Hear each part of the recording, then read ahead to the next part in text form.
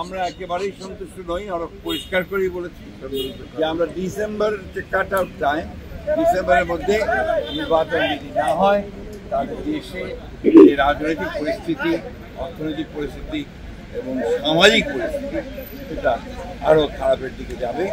সেটা তখন নিয়ন্ত্রণ করা বেশ কঠিন।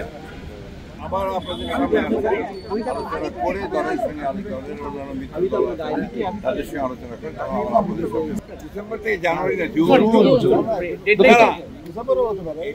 এটা ডিসেম্বরের কথাই বলা হয়েছে।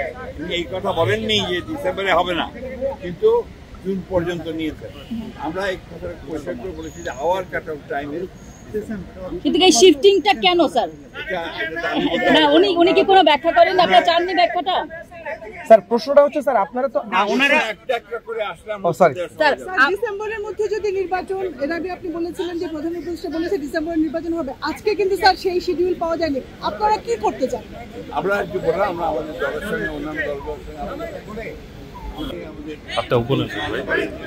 আমাদের আগামীকাল বৈঠক আছে।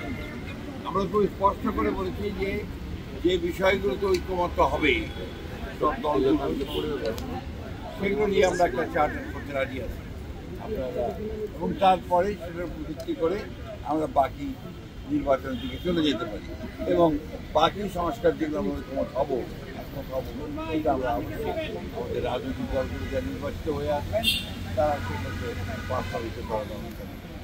এটাই ছিল আমাদের কথার মূল কথা। প্রধান উপদেষ্টা মহোদয় তিনি তার সুনির্দিষ্ট কোনো ডেডলাইন আমাদের দেননি। তিনি বলেছেন ডিসেম্বর থেকে জুনের মধ্যে তিনি নির্বাচন শেষ করতে চান, কথা তিনি আজকে আবার বলেছেন। For more updates, follow us on Facebook, subscribe our YouTube channel, get the latest update on www.daily-sun.com.